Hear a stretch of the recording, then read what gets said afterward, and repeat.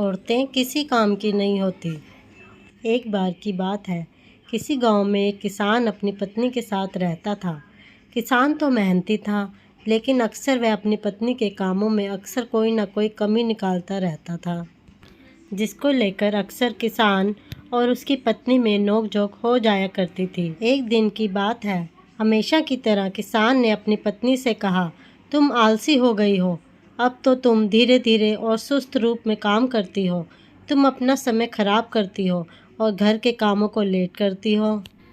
रोज की ऐसी बातों को सुनकर किसान की पत्नी अपने पति के ऐसे शब्दों से नाराज हो गई और बोली कि आप गलत हो जो रोज़ रोज़ मुझे ये सब बातें सुनाते हो, और यदि ऐसा है तो आप कल घर पर रहो और आपके बदले मैं खेत जाऊंगी। मैं वहाँ आपका काम करूंगी। क्या आप यहाँ घर पर रहकर मेरा काम करोगे? अपनी पत्नी की ऐसी बातें सुनकर किसान ने खुशी से कहा, ये तो बहुत अच्छा है। मैं घर पर रहकर तुम्हारा काम करूँगा। एक दिन तुम खेत में काम करोगी तो पता चलेगा कि कितना मेहनत करना पड़ता है।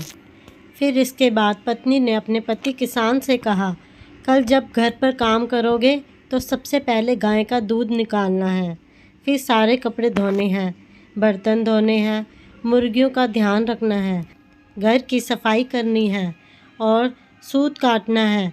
इतना सभी कल काम करना है।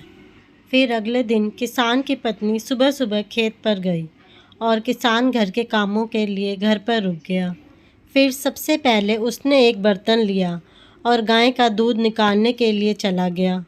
फिर जब उसने गाय का दूध निकालने की कोशिश की तो इतने में गाय ने उसे पीछे से ज़ोर से गाय की लात मिली। ज़ोर से लात लगने से वह कर्रा उठा।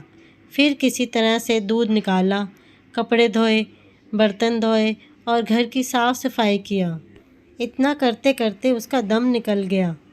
फिर उसने मुर्गियों को खाना खिलाने के लिए चला गया। इस तरह वह सूत काटना भूल गया और फिर इन्हीं कामों को करते करते शाम हो गई। फिर शाम को जब पत्नी खेत से लौट आई तो अब किसान ने शर्म से अपना सिर झुका दिया, जिसे देखकर उसकी पत्नी अब समझ गई थी कि उसके पति को सबक मिल गया है। फिर तो उसे उस दिन के बाद से अपनी पत्नी की कोई गलती दिखाई नहीं दिया और फिर किसान और उसकी पत्नी हंसी खुशी एक दूसरे के साथ रहने लगे। दोस्तों, आपको हमारी कहानी कैसी लगी कमेंट बॉक्स में ज़रूर बताएं और हमारे चैनल को लाइक एंड सब्सक्राइब करें।